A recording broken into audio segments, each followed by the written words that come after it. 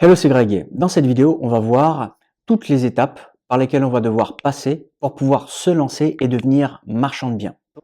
Donc déjà, une des premières choses, quand tu vas vouloir te lancer dans l'activité de marchand de biens, c'est comme d'habitude, on va devoir trouver une bonne affaire.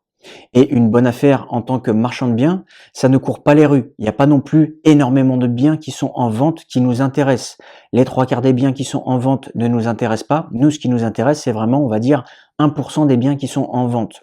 Donc déjà, une des premières choses, ça va être de définir ton secteur de recherche pour trouver une bonne affaire et également de faire une analyse de marché.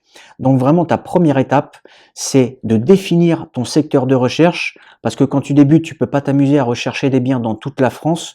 Il faut vraiment que tu définisses ton secteur de recherche, que tu analyses bien ce secteur-là et après, quand tu connais bien ton secteur, eh bien là, tu pourras rechercher une bonne affaire.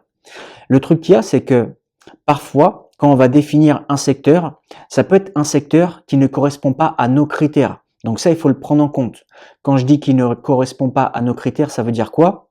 Ça veut dire que par exemple, ça peut être un secteur où le prix du mètre carré, il est très très élevé. Et quand on débute, on n'a peut-être pas le budget nécessaire pour se positionner sur les opérations qu'il y a dans ce secteur-là.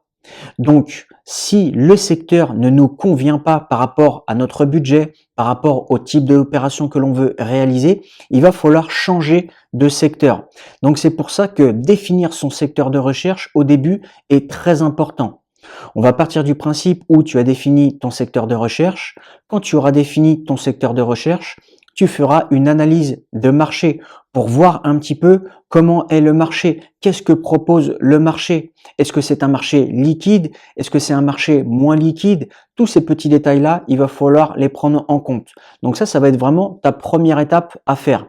Tu vas vraiment devoir définir ton secteur de recherche et faire ton analyse de marché pour vraiment bien connaître ton marché, que ce soit dans les villes, que ce soit dans les villages, pour vraiment connaître le prix du mètre carré, pour vraiment connaître le prix des biens. Tout ça, ça va être très important dans ta première étape. Ensuite, la deuxième étape, bien sûr, ce sera de trouver la bonne affaire. Quand tu as défini ton secteur, quand tu as fait ton analyse de marché, tu vas pouvoir rechercher une bonne affaire. Et comme je te l'ai dit juste avant, des bonnes affaires pour nous en tant que marchand de biens, il n'y en a pas non plus 36 000. Donc, il va falloir vraiment avoir un œil, il va falloir aiguiser un petit peu son œil et essayer de vraiment repérer les bonnes petites affaires, car tu dois t'en douter, il y a quand même un petit peu de concurrence. Donc si toi, tu n'arrives pas à repérer ces bonnes affaires qui sont proposées sur le marché, eh bien ça pourrait être contraignant sur le long terme. Donc ça aussi, c'est très important. Pour vraiment trouver ta bonne affaire, il va falloir aiguiser un petit peu ton regard et faire en sorte que tu trouves les bonnes affaires. Et quand je dis trouver une bonne affaire, c'est trouver un bien, analyser un petit peu la valeur que l'on peut apporter à ce bien-là pour pouvoir le revendre plus cher et dégager une marge. Donc ça, c'est vraiment la deuxième étape, c'est trouver ta bonne affaire. Ensuite, une autre chose dans la deuxième étape, ça va être aussi de développer ton réseau. Ça, c'est très important sur le long terme pour éviter de rechercher tout le temps et de se dire mince, j'arrive pas à trouver une bonne affaire. L'idée, c'est que quand tu as créé et développé ton réseau, ce sera toujours beaucoup plus facile pour trouver une bonne affaire.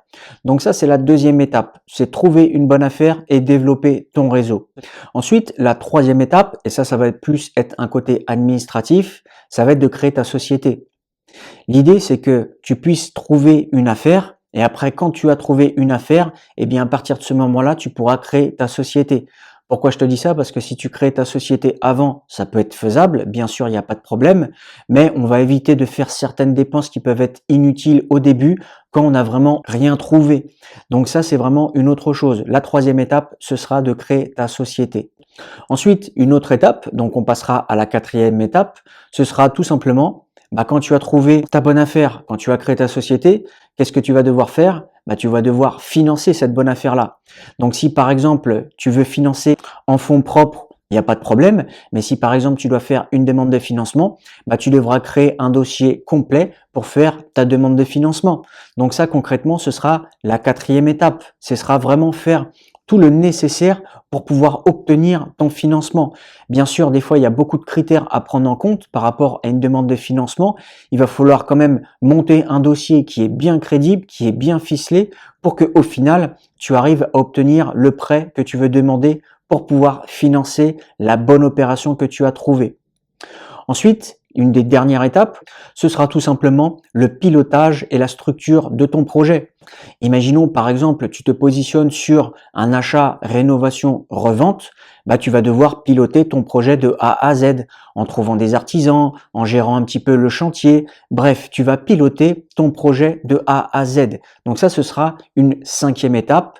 Et après, quand par exemple, tu auras fait toute la rénovation, eh bien, tu pourras mettre en commercialisation le bien immobilier. Donc, on partira du principe où c'est la 6e étape. Donc, concrètement, pour te lancer dans le métier de marchand de biens, tu vas passer un petit peu par toutes ces étapes-là. Donc, il y a quand même pas mal de choses à mettre en place. Il y a pas mal de choses à savoir pour vraiment arriver à se lancer sans faire d'erreur de débutant. Donc, si toi aussi, tu veux te lancer dans l'activité de marchand de biens, n'hésite pas à cliquer sur le lien qui est dans la description où je t'explique un petit peu toutes les ficelles du métier et surtout pour éviter les erreurs de débutant.